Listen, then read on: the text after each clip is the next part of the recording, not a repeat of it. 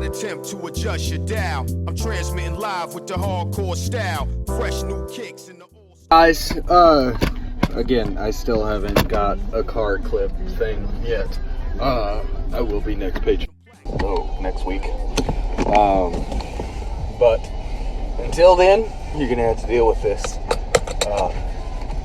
As far as why I'm always in my car when I'm recording is just because I have a very busy life. Between working with First Form and working full-time and the Marine Corps, and just finding time for a social life, this is about the only chance I get to get away from everything and be able to record something of substance for you guys. So there might be times where I don't record a video for a couple days or a couple weeks, just because, you know, I don't want to flood you with a bunch of non-substance videos. You know, there's content creators out there who they make 10, 15 videos a day, and it's just, you know, it's subpar, substandard stuff, and that's just not, I'm not about that life, so to speak. You know, if I'm gonna bring you some kind of content, and chances are, if you follow me, either I personally have asked you to follow me, or someone who follows me has asked you to follow me. I want you to be able to come here and have some quality content. So I think that's why my past channels have failed. And if you followed me, you'll notice I have some other channels, and they just didn't work out. And this one is, you know, it's taking off. But tonight I wanted to do something a little different. I wanted to do, you know, my story, so to speak. You know, growing up, my childhood was, I don't even know how to describe my childhood other than it was traumatic. You know, I was born into a home of drug abuse and alcohol abuse. I was born premature. 2 weeks I was diagnosed with failure to thrive, which essentially means that my body is just giving up the fight to live. Doctors gave me, you know, 12 hours tops. And, you know, here I am 24 years later, kicking. And, you know, I think that's kind of why I chose the path that I did in life. And I really didn't choose this path until, like, you know, later on in life. Because as a kid, I was an asshole. Had no direction, no sense of belonging. You know, I was put into foster care and tossed from one foster home to the next. A lot of those foster homes, I was abused sexually and physically. And then I got adopted into a family that I feel as if they were adopting me as a means of saving a marriage, which happens a lot more than you would think. And I have no animosity towards my father whatsoever. You know, I love the man. But the animosity comes towards my adoptive mother's side of the family. You know, there was a lot of things that happened behind the scenes that as a kid, I did have a lot of animosity towards my dad. And for those that don't know what that means, and I'm not trying to sound like a pretentious dick, animosity is, you know, hatred, you know, resentment. And I don't have any of that towards him. I used to, as a kid, I really did. Just because I was ill-informed, you know. A lot of it was my adoptive mother trying to turn me against my father. My dad, sorry, I call him my dad, because there's a difference between being a father and a dad. Any guy can produce a child if they have the ability to do so. You know, you can ejaculate in a woman and get her pregnant, produce a child, and become, so to speak, a father. But it takes a completely different kind of man to step up to the plate and to be a dad. And Tracy was that through and through, a dad. But there was a lot of things that went on from the time I was adopted until the time that I was put into the group homes that I think he was not informed on his rights as my dad. And, you know, she manipulated the system to work for her. And Sean is a very manipulative person. She's part of the reason why I got my psych degree. Because I just, growing up, I wanted to understand the type of person that she is. And she is a textbook narcissistic and manipulative person. And she turned me against my father, or my dad. She turned me against my grandma, my grandpa. She ruined a lot of relationships that to this day haven't been repaired. And I'm not blaming all of it on her. A lot of it was me being an asshole as a kid. But, there was that driving wedge. And it just, it never got repaired, which is fine. It's that ship sailed and I'm over it.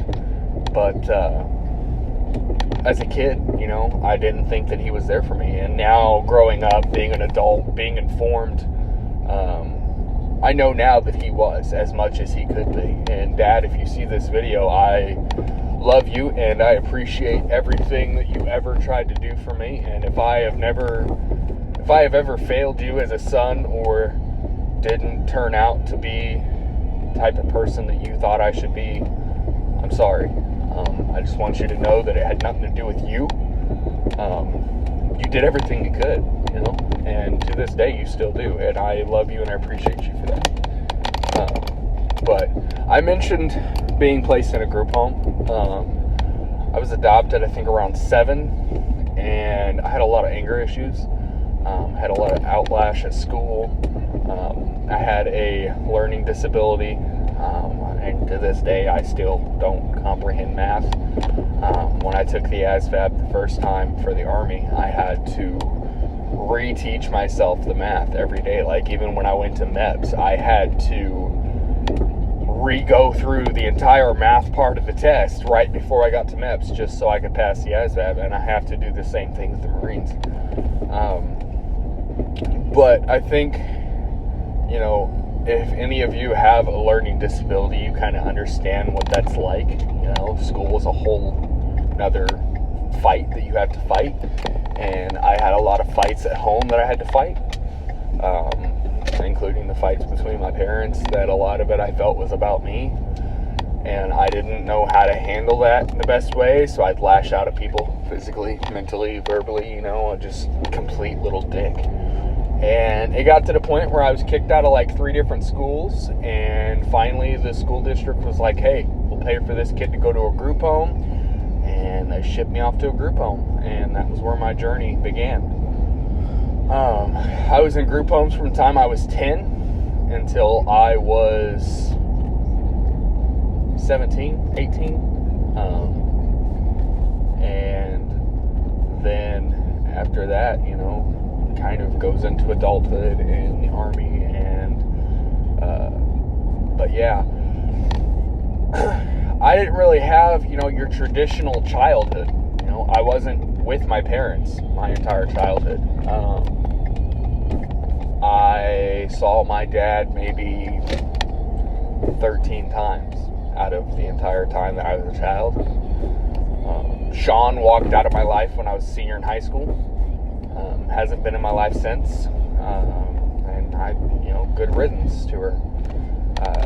But when I was in the first group home I was in, I was sexually assaulted for 2.5 years, and that kind of made my anger issues a lot worse.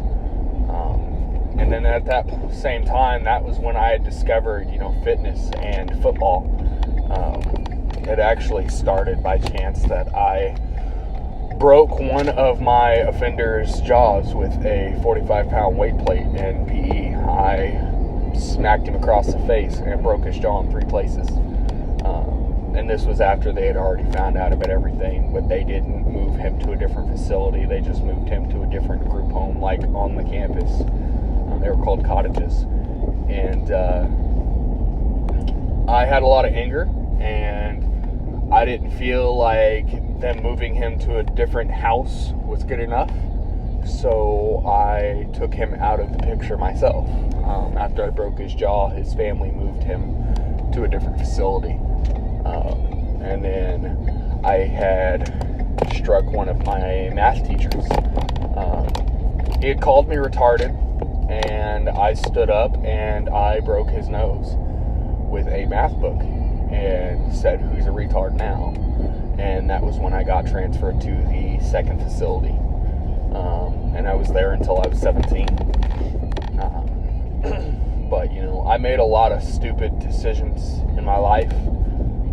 And by no means whatsoever am I using my upbringing or my childhood or my rape to, you know, justify any of it, because I'm not. It wasn't justifiable then, and it's not justifiable now. And if you're a child who struggles with a lot of the same things that I did, or you're somebody who struggled with those things, just know that it's not a crutch for you to physically lash out at people. I mean, I understand the emotions that come with it. I understand the, you know, the constant fear or the need to show that you're stronger. Starting to fog up the windows. You know, I understand that you feel like you need to physically lash out to show people, hey, I'm not to be messed with. And that's going to lead you down a dark road, okay? And it's something I struggle with to this day. And my grandfather always told me that it's always just the Irish in you. And it could very well be, but that still is not an excuse, you know? I talk a lot about,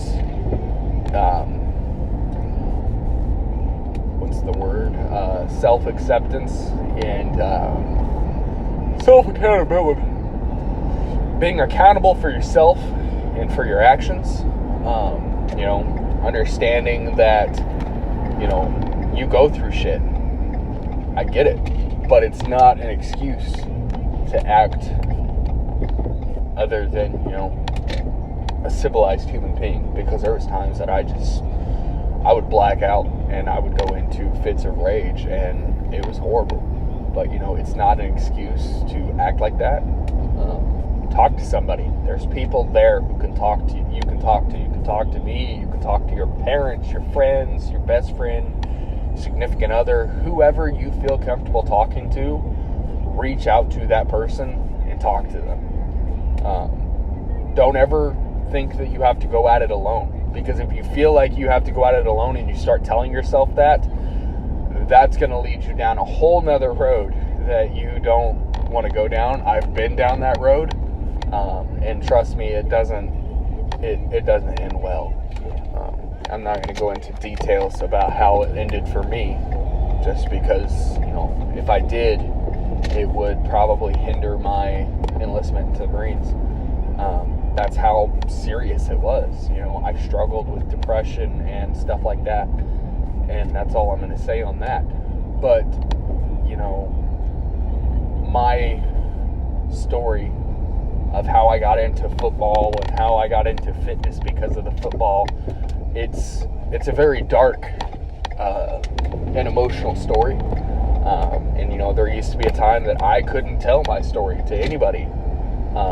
And now I've just, you know, I've gotten so used to telling it to people, to using it as, you know, it's my story, it's my origin story, and you can look at it one of two ways. You can look at it as, oh, poor Charlie, poor Mibbs, you know, or you can look at it as, this motherfucker is a hard son of a bitch, and he overcame a lot of shit.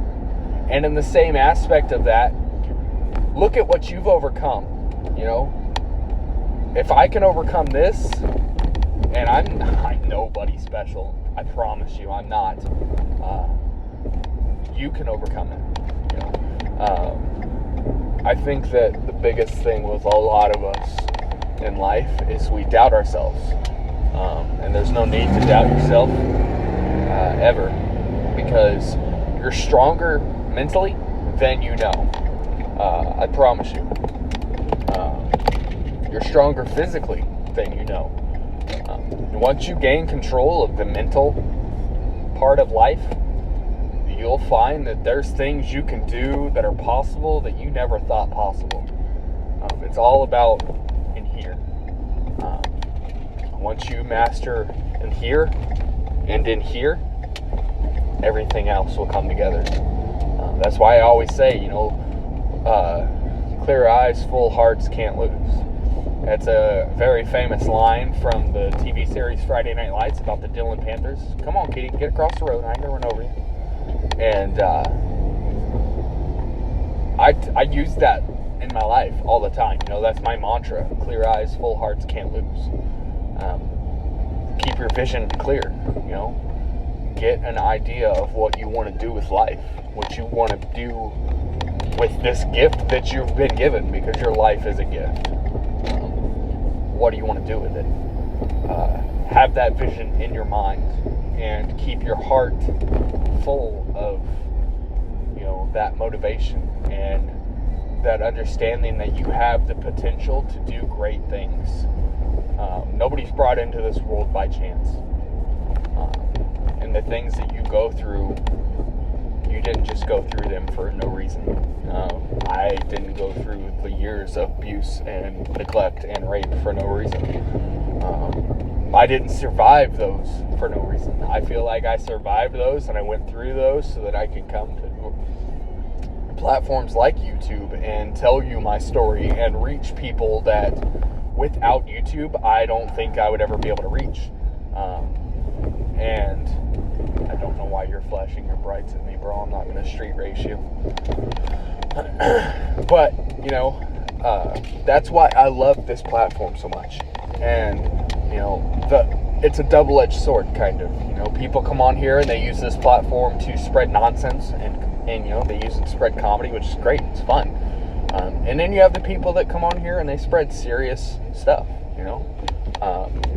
I've got one follower that I follow, Jessica Lynn. She posts some serious stuff, about her fitness journey and, the struggles she's had with life. She actually posted a video today that I'll put her profile link in the description below and go check it out. Very, motivating story about, where she came from and how she got into fitness. And, that was the point of this story, was to kind of tell you about my life and tell you, how I got into fitness. Because it all started with the neglect and the abuse. I started lifting weights because I got tired of being the little guy on campus. I got tired of being pushed around.